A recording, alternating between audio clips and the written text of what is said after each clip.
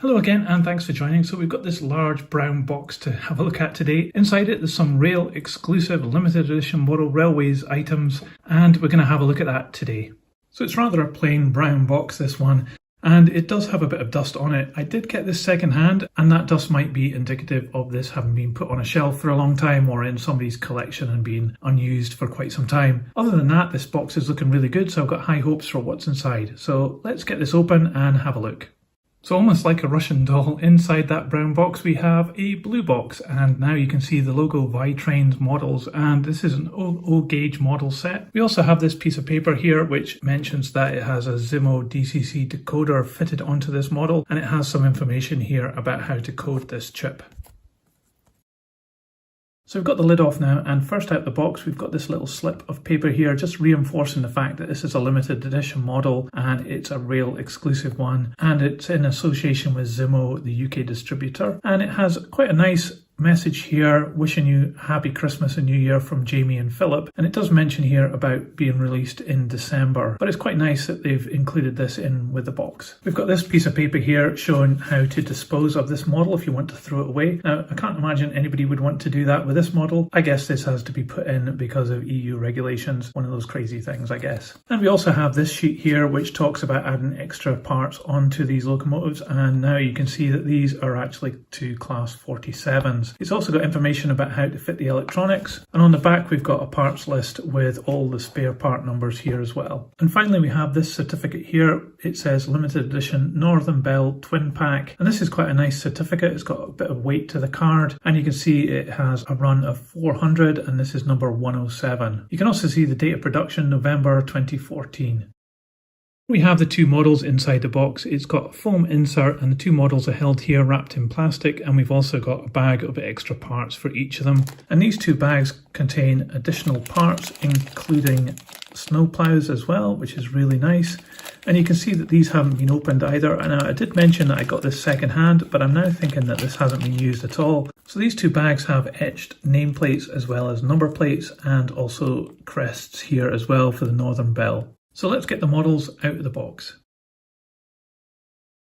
So here we have the two models out of the packaging and sitting side by side. They look almost identical, but there are a couple of small differences between the two, and we can have a look at each of them in turn up close and see the detail on them. But one of the things that you'll notice straight away is this really attractive brown paint job that these locomotives have, and now I realise that that's what the box was emulating by its brown colour as well. As well as that brown colour, you can see that the panels on the roof have been picked out in a different colour, and they also have silver grills up there on the roof and red fans as well. So let's have a look at the first one up close. Okay, so the first one we're looking at is 790. Looking at the front here, you can see that it has these extra handrails added on. They're very delicate and they've been picked out in white, very nicely done. And they have even the little warning flashes there and the number down here. This looks as though it has lighting on these lights here, and it has the high definition light here as well. So these buffers are sprung. I don't think they're metal though, I think they're actually plastic. But they do look really nice in that silver colour. And we have the buffer beam down here which has been moulded in red plastic, and it's an additional part that's been added onto the chassis there. Looking up at the windows, they're flush fit and the glazing is very clear. There's a bit of distortion around the edges though, but it's not too bad at all. And then you can see this tiny little line running around the cab all the way down the side here and connecting up to this line down here. So that's really quite nicely done. It's very crisp and clear, and it's been painted on there very nicely. Inside the cab you can see a bit of detail there of the controls. There's no driver in this one though, so you might want to put one in here. You again have another warning flash here, and the handrails beside the door picked out in white. There's silver down here at the grille and the vent at the door, and also the handle, and again the flush fit windows. Here you can see printed on the number, and I think this is a DRS logo that's been printed there in gold. Here you have some details about the 47 class, and you can see some other printed details along the bottom here which are really tiny. Here you can see the Northern Belle lettering, which is very crisply printed onto the side here along with this line underneath it. That's very nicely done. And what is also good is the definition between these colours.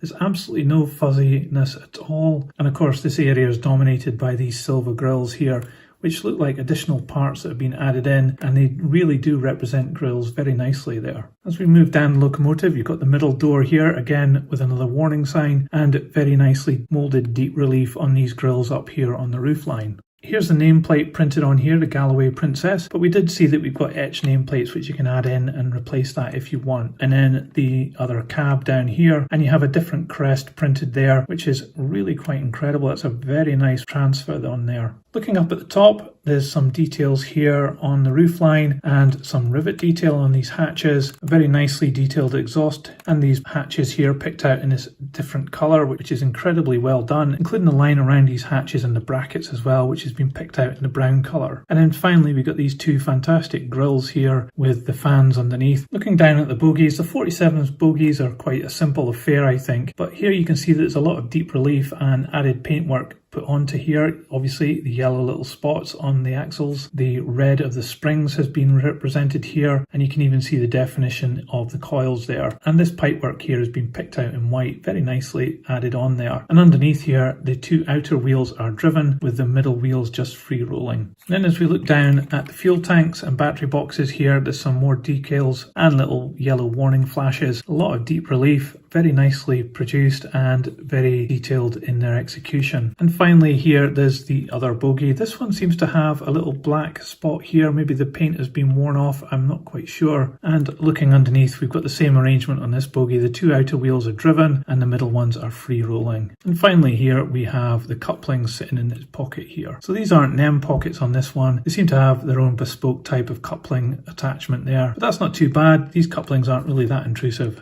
So let's have a look at the other locomotive. So this one is number 832, and you can see it has many similar details. This one differs here because it's got the DRS logo on the window there. And of course here we have a different name, the Solway Princess. And finally down this end you have also the DRS logo on the window there.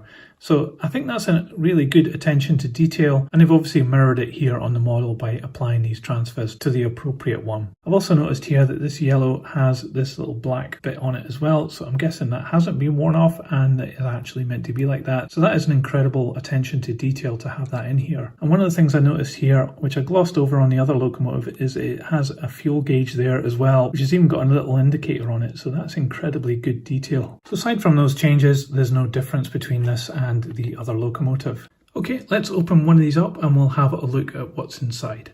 So Galloway Princess is going to be the victim of this. I had a quick look at the instructions and it says you just have to prise the body apart and it should come off, very much like older kind of Hornby diesel locomotives. So I'm going to give that a try and we'll see how we get on. So that was an awful lot easier than I thought it would be, but there you go. And taking off the body, we can have a look on the underside of this body. You can see that this arrangement here is for the directional lights between red and clear. And you can see the compartment for the driver and the controls here and the extra parts fitted in to the body here. But one thing I've noticed straight away is that these vents, which I thought would be operational, actually aren't. It's just an extra piece of plastic which has been fitted in here. So I'm actually a bit disappointed in that. I hoped it would have that. So looking at the chassis, we can see the two bulbs here, which obviously operate depending on which direction the locomotive is going in. And you can see the bogie here with the drive shaft attached.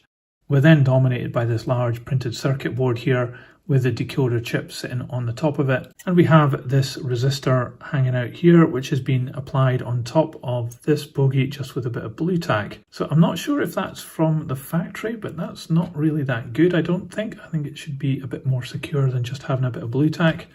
So that's not very good. But one thing's for sure, there is a lot of weight here because this chassis is made all of metal. So it does have a fair amount of weight on this model. So I think it would have no problem at all pulling a long rake of carriages behind it.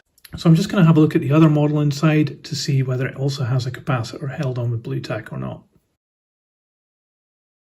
Okay, so this is the chassis of the other one, and you can see the capacitor here, and yes, it's stuck on with a bit of blue tack as well. So I'm actually quite surprised by that. These aren't cheap models to buy, and this looks like the kind of thing that I would do to some of my models and just botch them together with a bit of blue tack. I didn't expect that from a manufacturer, even if it has had this chip fitted aftermarket. And that could be a problem as these locomotives get older and maybe the blue tack dries out and this comes off and causes problems. So let's get these back together now. Okay, let's see how much one of these weighs. So this locomotive is quite a heavyweight. It comes in at 525 grams.